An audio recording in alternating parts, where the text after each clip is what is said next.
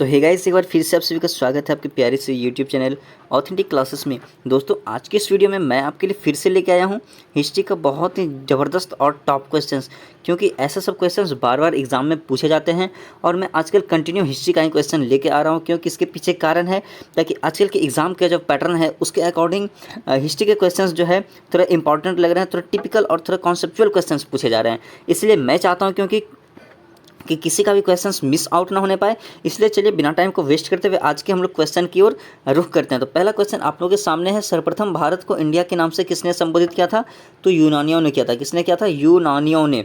अगला क्वेश्चन आपसे पूछा जा रहा है, चावल के साक्ष्य हमें कहाँ से प्राप्त हुए हैं? तो चावल के साक्ष्य में जो है रंगपुर एवं लोथल से प्राप्त हुए हैं। कहाँ से? रंगपुर एवं लोथल से। अगला तीसरा नंबर क्वेश्चन, वर्धन वंश की राजधानी क्या थी? तो मैं वर्धन वंश की राजधानी आपको पता होगा थानेश्वर थी। कहाँ थी?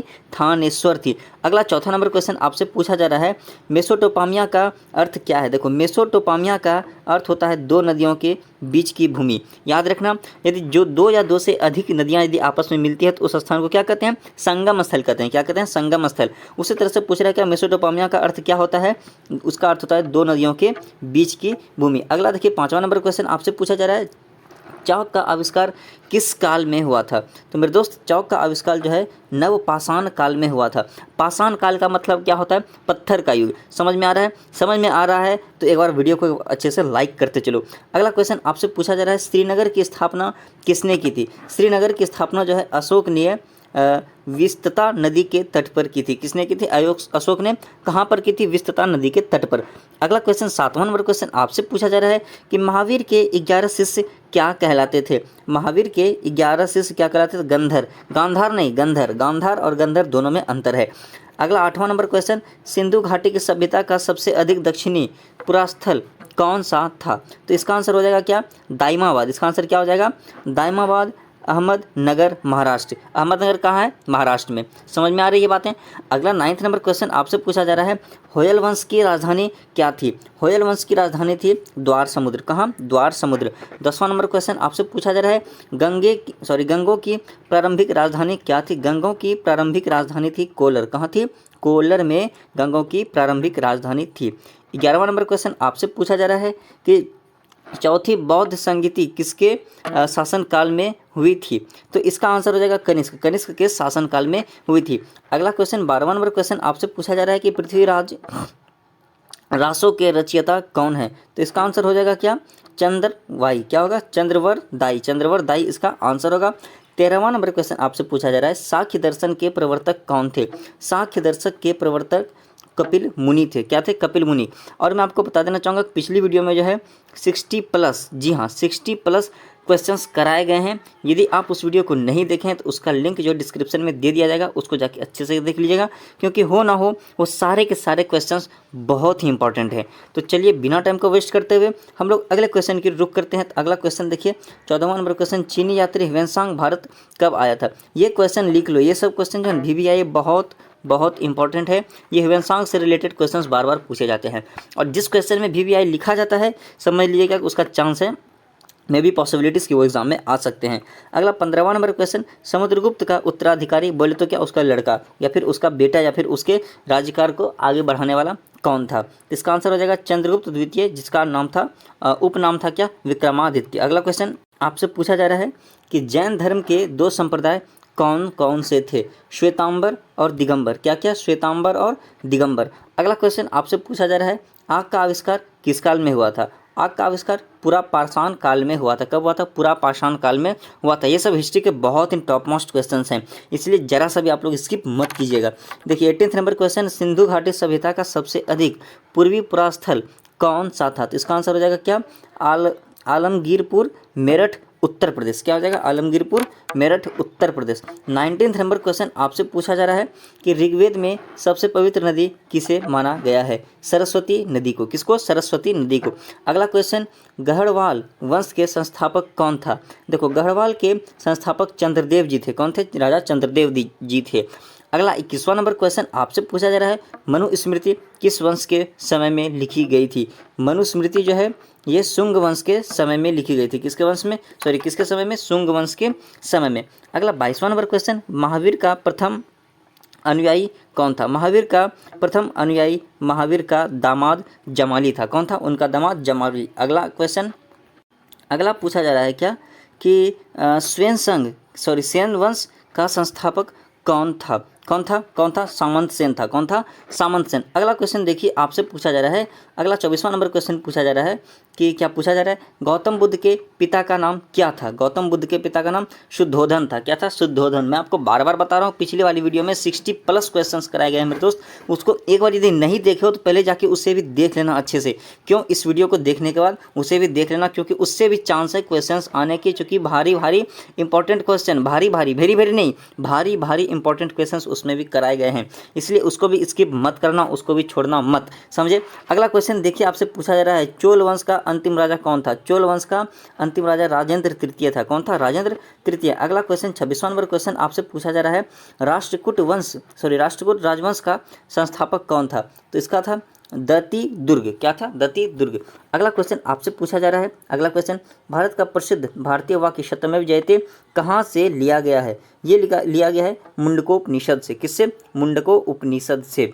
अगला 28वां नंबर क्वेश्चन आपसे पूछा जा रहा है, जैन धर्म का वास्तविक संस्थापक किसे माना जाता है? देखिए, जैन धर्म का वास्तविक संस्थापक महावीर जैन को माना जाता है। किनको?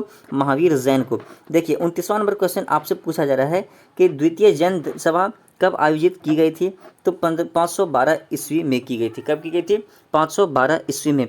अगला क्वेश्चन, अष्टाध्यायी के लेखक कौन है? अष्टाध्यायी के लेखन पाणिनि जी हैं। कौन है? पाणिनि जी, जो कि संस्कृत के एवं प्रकांड विद्वान थे। अगला क्वेश्चन, तंत्र मंत्र वाला वेद कौन सा माना जाता है? देखिए, तंत्र मंत्र वाला वेद जो है अथर्ववेद को माना जाता है। किनको? अथर्ववेद को माना जाता है। अगला क्वेश्चन, अशोक के पिता का नाम क्या था? देखिए, अशोक के पिता का नाम था बिंदुसार। क्या था? बिंदुसार। अगला क्वेश्चन आपसे पूछा जा रहा है 33वां नंबर क्वेश्चन, मोहनजोदड़ो की खोज किसने की थी? देखिए, मोहनजोदड़ो की खोज क्वेश्चन 1, इसका आंसर हम 2 दे रहे हैं। क्या? रखालदास बनर्जी ने 1922 ईस्वी में किया था। मेरे दोस्त, मैं आपको बता देना चाहता हूँ, आपके इस YouTube चैनल ऑथेंटिक क्लासेस के YouTube चैनल पे, आपके प्यारे से YouTube चैनल पे जीके जीएस, जी हाँ, जीके प्लस जीएस के क्वेश्चंस डेली आपके लिए प्रोवाइड करवाए जाते हैं।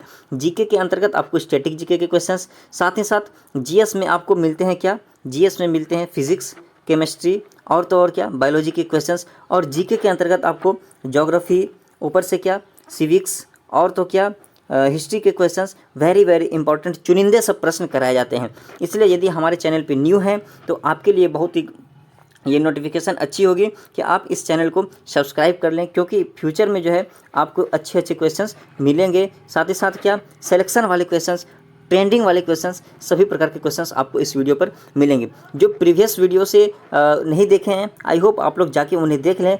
इसके डिस्क्रिप्शन में लगभग लिंक दे दिया गया है, आपको जो भी वीडियो पसंद हो आप उसे अच्छे से देख सकते हैं, क्योंकि इसमें जो है आईपीसी की धारा के तहत जो है उसके भी वीडियो बनाई गई है। साथ ही साथ क्या कि नदियों के बारे में जानकारी भी दी गई है, वो भी एक ट्रिक के माध्यम से। आई होप बातें समझ में आ रही होगी आपको, इसलिए एक बार जो है इस चैनल को आप लोग अच्छे से आगे शेयर जरूर कीजिएगा और अपने फ्रेंड्स को जरूर बताइएगा। तो चलिए अगला क्वेश्चन हम लोग देखते हैं।